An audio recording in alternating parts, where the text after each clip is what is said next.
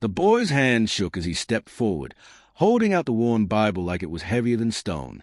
The leather was cracked, pages yellowed, but his eyes told Ibrahim Traoré there was something far more dangerous inside. If you want to uncover the truth before it is too late, make sure you subscribe now, because what you are about to hear changes everything. Ibrahim reached out, his fingers brushing against the book. The child's lips moved, but his voice was barely louder than the wind. They told me to give this to you and not to look inside. His words carried fear, but also urgency, as if time was running out. Traoré's instincts told him this was no ordinary delivery. He opened the cover, expecting maybe a letter, maybe an old photo. But instead, on the inside cover, carved so faintly it almost blended into the paper, were symbols. Not just random scratches, these were coordinates. Ibrahim's mind raced. Coordinates meant location. And in his world, location often meant danger. "Who gave this to you?" he asked. The boy hesitated, eyes darting to the dusty street behind them. "A man. I did not see his face. He told me, if you do not find it, they will—" That there was enough to put every muscle in Ibrahim's body on alert. He closed the Bible gently, masking his reaction, but inside, his thoughts spun like a storm. He remembered stories of old militia caches hidden during past conflicts, weapons buried to be used when the time was right. If these coordinates were real, and if they led to one of those caches, then someone was planning for war. The boy took a step back, as though his task was finished. Ibrahim noticed his bare feet were covered in dust, but fresh drops of water still clung to his hair. He had run here, maybe through the rain, maybe from danger. "Why me?" Ibrahim asked, more to himself than the boy. The child's answer was a whisper so soft Ibrahim almost missed it. "Because they said you are the only one they cannot control." Those words cut deeper than any threat. Traoré's mind jumped to the people who might have sent this warning. Old allies, desperate civilians, maybe even enemies who feared something bigger than their hatred for him. He looked back at the coordinates, tracing them with his fingertip. The numbers pointed to somewhere in the northern hills, a place he had not visited in years. Before he could ask more, a distant engine roared. The boy flinched. A truck was approaching, kicking up a trail of dust on the horizon. "Go," Ibrahim told him firmly, pressing the Bible into his coat. "Do not come back here." The child ran, disappearing into the maze of narrow streets. The engine grew louder. Whoever was coming was not here for a friendly visit. Ibrahim's mind locked on one decision: find the cache before they did. But as the truck stopped and armed men stepped out, he realized something chilling. One of them was holding a paper with the exact same coordinates. Ibrahim's fingers froze mid-page. The lines were not scripture. They were coordinates, disguised among verses. The numbers curved into letters, letters into shapes, each stroke a part of a hidden map. He knew such codes were never placed by accident. Somewhere, someone wanted him to see this. He looked up, but the boy was gone. The alley outside was empty except for drifting dust. The echo of small footsteps faded into the hum of the distant market. Ibrahim slipped the Bible into his satchel, but the unease clung to him. Whoever had sent this message knew his routines well enough to plant it in his hands through an innocent child. He walked quickly, taking side streets to avoid open eyes. At his modest home, he locked the door, drew the curtains, and lit a small lamp. The coordinates led to the outskirts of forgotten military post, abandoned since the last regime's fall. Ibrahim had heard whispers about that place, old bunkers, rusting gates, and tunnels deep beneath the earth. Rumors claimed the tunnels were sealed for good. Yet here, in his hands, was a path to open them again. Why would a child be the messenger? And why now? He thought of the rising unrest in nearby regions, the smuggling routes, the arms dealers' masters traders. If this cache truly existed, its content could shift power in an instant. The night pressed heavy on the walls. Ibrahim decided he could not wait until daylight. He packed a flashlight, water, and an old revolver, not for show, but because sometimes it passed his teeth. Outside, the air smelled of rain. The streets were quieter than he liked, and the shadows seemed to lean closer as he passed. At the edge of the city, a dirt track cut through thorn bushes and dry grass. His flashlight's beam bounced ahead, catching fragments of broken fence. The abandoned post rose before him, its watchtower leaning like a wounded soldier. Inside the gate, silence felt alive. His footsteps crunched on gravel, echoing too loudly. Following the coordinates, he reached a concrete hatch half buried in oath. Rust chained it shut, but the metal was old. With a hard pull and the groan of protesting links, the hatch swung open. A ladder disappeared into darkness. He hesitated only once, then descended. The air was cooler below, smelling faintly of oil and dust. At the bottom, a narrow corridor stretched ahead, its walls damp and scarred. He moved forward, counting the paces as the code had instructed. Finally, his light caught the edge of a steel door. On it, someone had painted a single word in red, faded, but still legible. He brushed the dust away and read it aloud under his breath. The word was not a warning. It was a name, and it was his. For a moment, Ibrahim could not move. The painted letters stared back at him like an accusation from the wolves themselves. His own name, here, in a place no one should have known he would come. The paint was old, yet the edges of the letters were sharper than years of neglect should allow. Whoever had done this wanted it to be found, by him and only him. His heartbeat was too loud in the tunnel. Slowly, he reached for the door's handle, but it resisted, not locked, but heavy, as if something behind it pressed back. He gave it a harder push, and the hinges shrieked, echoing down the corridor. Inside, the beam of his flashlight swept over rows of wooden crates stacked against the walls. Each bore a military insignia from a force that no longer officially existed. Dust coated everything, yet the faint smell of oil and metal told him these weapons had been preserved, not abandoned. Ammunition, rifles, and seal cases, enough to arm an army in silence. He stepped inside cautiously. In the center of the room sat a small table with an envelope resting on it. The envelope was clean, untouched by the years of grime around it. His name was written again, this time in ink, not paint.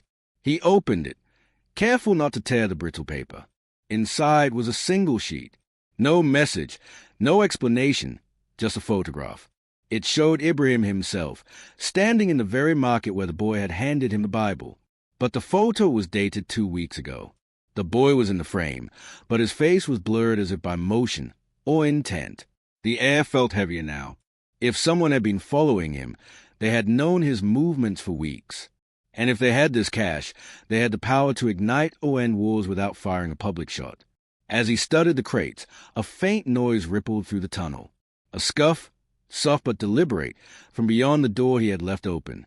Ibrahim killed the flashlight instantly, plunging the room into blackness. His ears strained against the silence. Footsteps, slow, measured. They paused at the door. Ibrahim's grip tightened around the revolver, but he did not move. The steps retreated after a few seconds, the echo fading back into the darkness.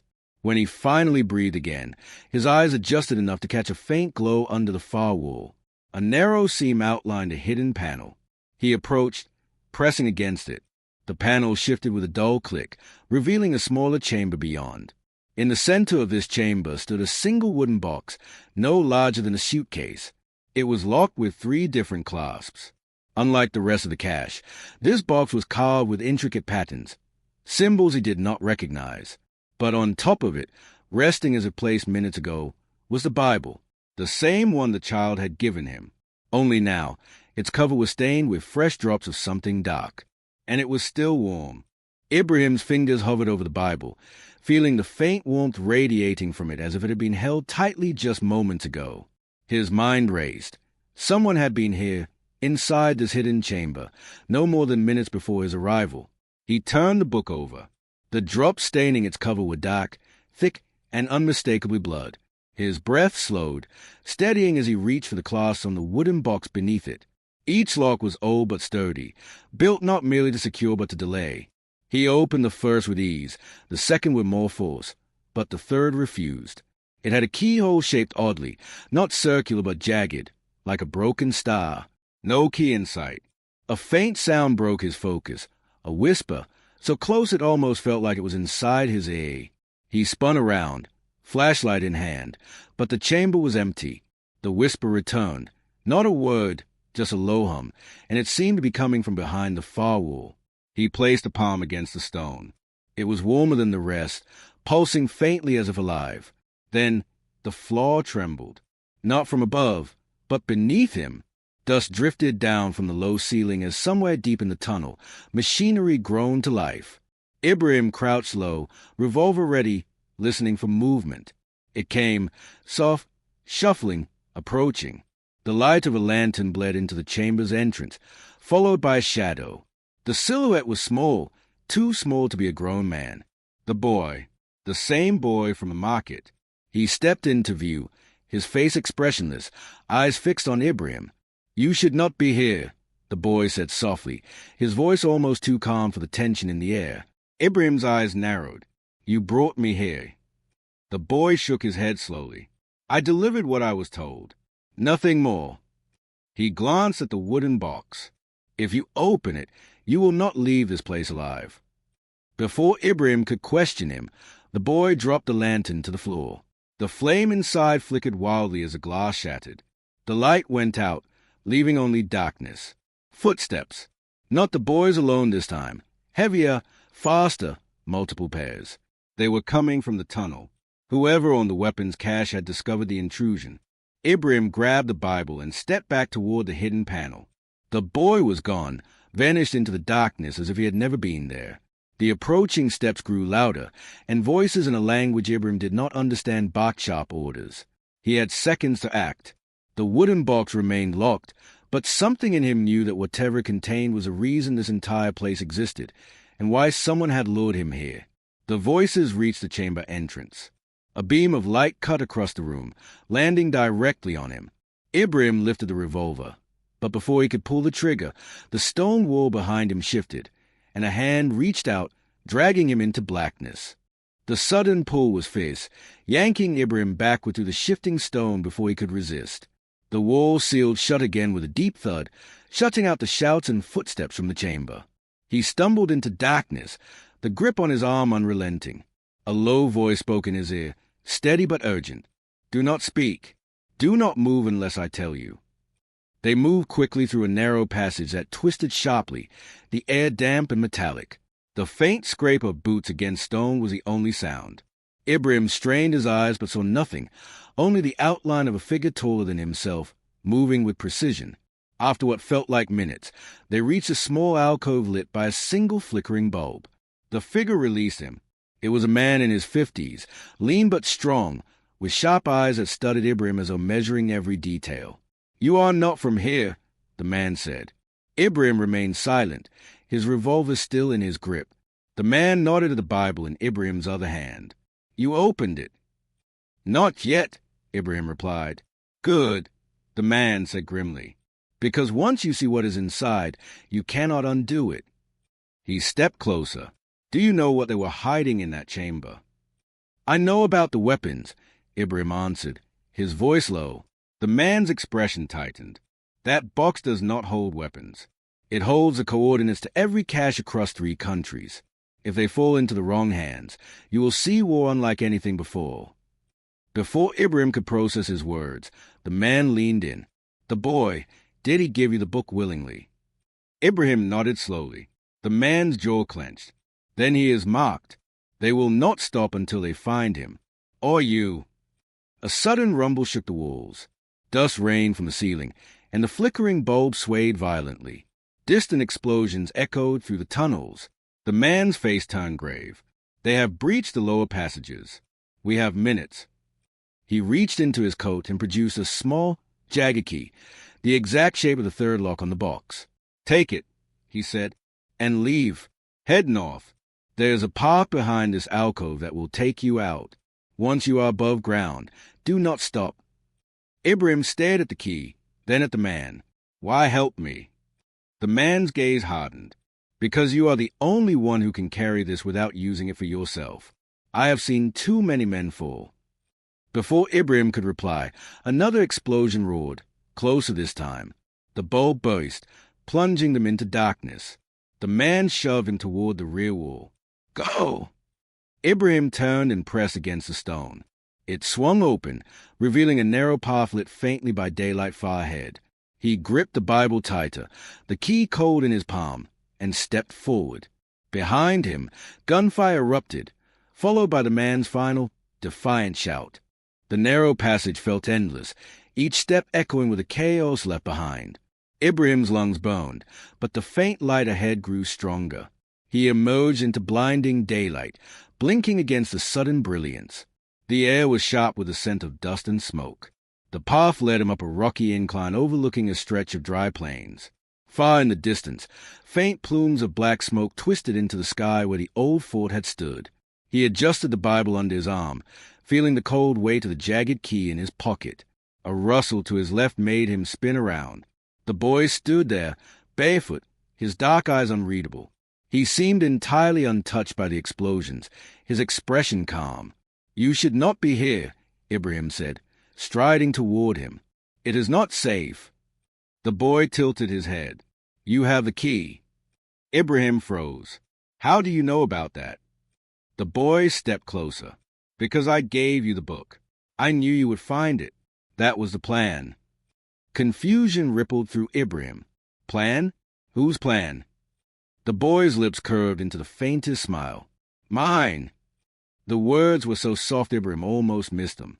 He glanced at the Bible, suddenly aware of how tightly he was holding it. "You are just a child." The boy's gaze did not waver. "A child? Yes, but one who has been waiting for you." Something in his voice made the hairs on the back of Ibrahim's neck stand up. "Waiting for me?" "Yes," the boy said simply, "because you will open the box. And when you do, everything will change." Ibrahim's grip tightened on the Bible. "Those caches, if they are used." "They are not for war," the boy interrupted. "They are for ending it, but only if the right person opens them. The wrong person will burn the world." "And you decided I'm the right person?" Ibrahim asked. The boy nodded. "Because you have seen what power does to man. You have carried it, and you have put it down. That is rare." Before Ibrahim could respond, a sharp whistle cut through the air. The boy's head snapped toward the hills. Shadows moved, men in dark uniforms, spreading out in a silent arc. "They are here," Ibrahim said. "Yes," the boy replied, "and they will take the Bible unless you leave now." The ground trembled under distant blasts. Ibrahim glanced between the boy and the approaching men. "Come with me," he urged. The boy shook his head. "I cannot, but we will meet again when you open it." And then, as Ibrahim took a step toward him, the boy turned and walked into the shimmering heat of the plains. With each step, his form seemed to fade, until he was gone entirely. The shouts grew louder behind Ibrahim. He gripped the Bible, felt the jagged edge of the key in his pocket, and began to run, north, as a man in the tunnels had said. He did not look back.